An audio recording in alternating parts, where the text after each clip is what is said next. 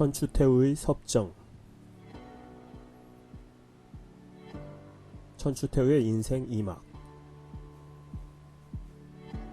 잊혀진 존재가 되는 듯하던 천추태후에게 제2의 기회가 찾아왔다. 재위한 지 16년 되던 해 성종이 세상을 뜬 것.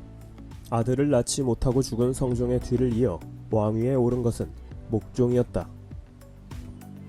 그는 바로 16년 전 성종에게 왕위를 양보해야 했던 천추태후의 아들이었다. 즉위 당시 목종의 나이는 18살.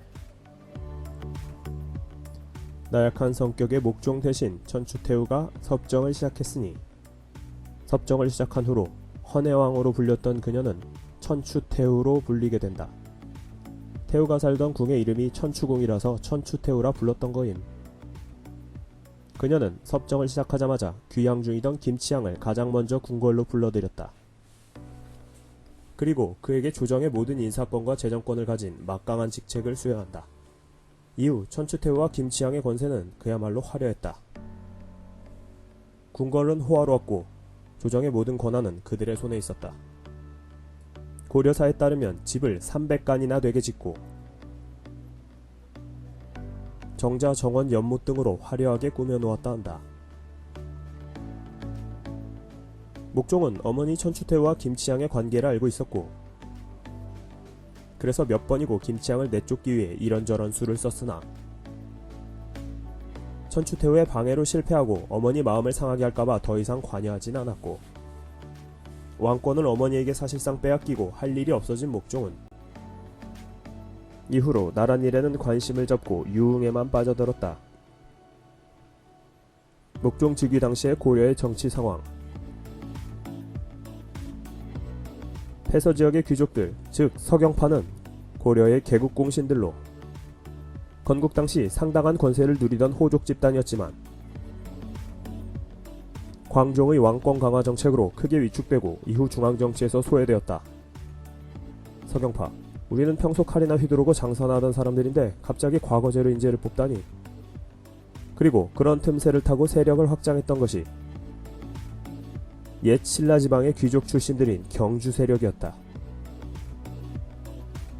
경주파, 뭐? 과거제로 인재를 뽑겠다고? 이건 하늘이 주신 기회다. 하지만 그러다 보니 경주 출신의 유학자들의 세만 날로 불어나게 되어 왕실은 더 이상 경주 세력의 확장을 지켜보고만 있을 수 없어서 성종은 비록 유학을 중시하던 군주였지만 그의 집권 당시 서경 세력을 의도적으로 키워줬고 그렇게 세력을 모은 서경파는 목종 때 천추태후와 손을 잡으며 전국을 주도한다. 태후께서는 선대왕께 대인일도 있으시겠다 유학을 그리 좋아하지 않으심.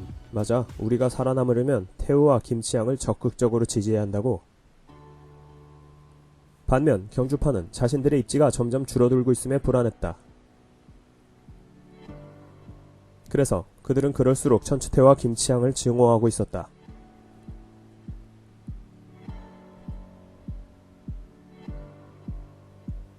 성종의 정책과 천추태후의 정책. 선왕이었던 성종은 유교를 국가의 통치 이념으로 삼아 유교식 정치체제로 나라를 개혁하고자 했다.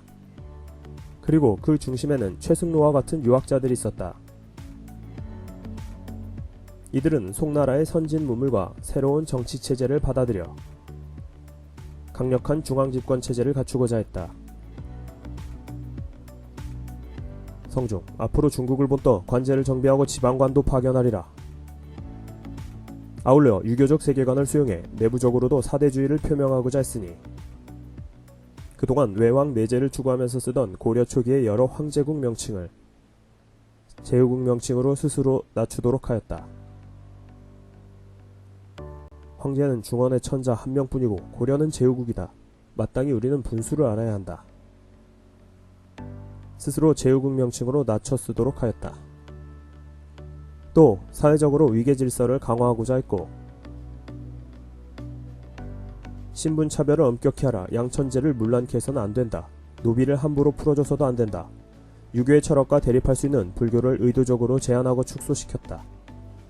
앞으로 불교 행사를 대폭 줄이고 부패한 승려들도 대대적으로 단속하라. 불교를 억제하고 유교를 일으켜라. 불교는 내생을 가르칠 뿐 나라를 다스리는 데는 하등 도움이 안 된다. 그러나 천추태후는 유학자들과는 다른 노선을 지향했다. 그녀 스스로 성종의 유교관의 학대를 받아야 했던 아픔이 있었고, 성종 시절 백성들은 급격한 중국화를 달가워하지 않았던 탓이다. 하여 성종 때 폐지된 팔관회와 연등회를 다시 부활시키고 대보적경이라는 불경에 자신이 직접 글을 쓰기도 했다. 실리주의 외교정책. 당시 거란은 발해를 멸망시키고 중국 대륙을 넘보는 세력으로 성장하고 있었는데, 성종의 경우 왕권 강화에만 신경을 쓴 나머지 국제정세를 제대로 파악하지 못해 당시 고려 군사력의 핵심이라 할 수 있었던 지방 호족들의 무기를 대대적으로 압수해 농기구로 만들어버리는가 하면 고려의 중앙군이라 할 수 있었던 광군사의 훈련도 거의 실시하지 않았고, 친송 일변도의 외교정책에만 힘을 기울여 오랑캐 따위와 교섭할 수 없다. 거란의 심기를 불편하게 하여 결국 거란의 침입을 받게 된다. 병자호란 때랑 똑같다. 이놈들은 역사에서 배우는 게 없네. 그런데 이때 성종은 제대로 붙어보지도 않고 서경 땅을 떼어주어 사태를 수습하려고만 했었다. 성종, 안되겠다. 거란의 화를 달래려면 서경 땅을 떼어주는 수밖에. 그러니 서경 창구에 있는 양곡을 백성들에게 나눠주고 나머지는 모두 대동강에 버리도록 하라.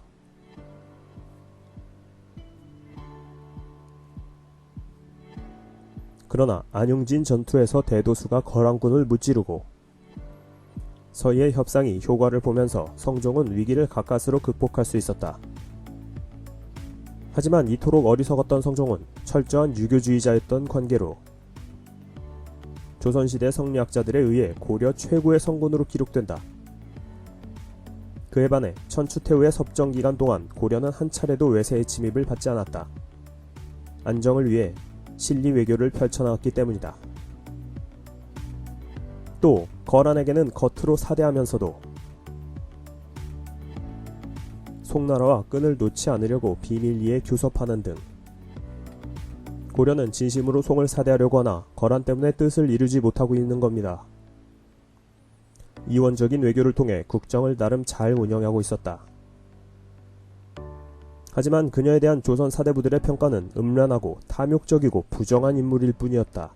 천추태후의 실리 외교는 유학자들로서는 받아들이기 힘들었던 것이다.